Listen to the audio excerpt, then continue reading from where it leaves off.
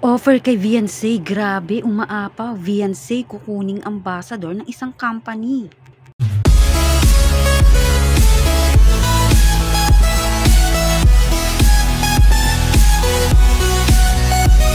Grabe, offer kay Viancy, umaapaw. Viancy kukuning ambassador ng isang company.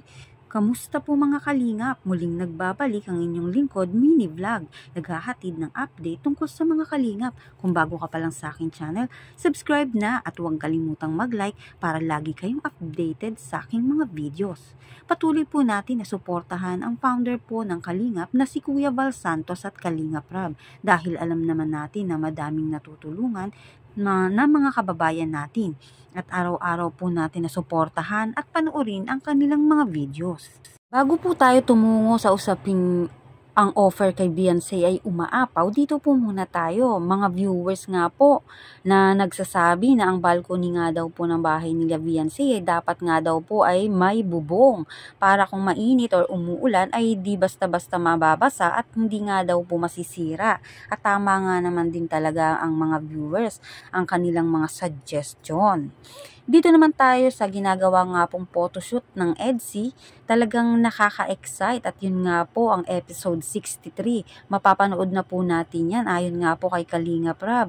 At ayon nga kay Kalingap Rab, ang naabot ni Viancy ay magkaiba talaga kay Erica. Di nga tanggap ni Erica na mas malayo na ang nararating ni Viancy. Dati nga po si Erica ay kinuha din ng isang company bilang isang model at naging scholar nga ito. At hanggang dun lang po iyon. Umako naman po tayo dito nga po sa offer kay Viancy. Grabe, umaapaw. Viancy kukuning ambassador ng isang company. May nag-offer nga po kay Viancy bilang isang ambassador ng kabataan at leader nga po ng fashion show ng isang model ng sikat na company. Grabe talaga, ibang level na si Viancy. Si Kalingap Rab na mismo ang nagsabi na kakaiba talaga ang mga karisma nito ni Viancy at napatawa nga si Kalingap Rab dahil grabe daw ang mga nakakalab team ni Kalingap Edu. Puro daw nagiging model at talagang natutuwa si Kalingap Rab, deserve ni Viancy dahil mabuting bata si Viancy.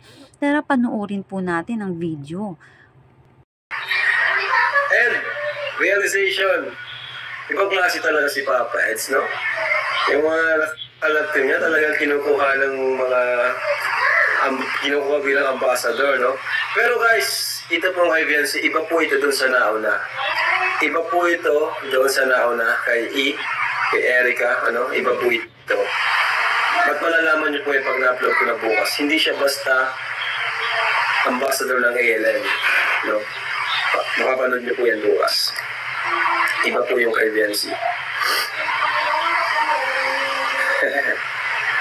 Hindi yung gagawin ni Viancy para mga respeto niyo. Yes, sana po pag-pray natin. And syempre, nainiwala naman tayo kay Viancy. Sobrang bait ng batang yan.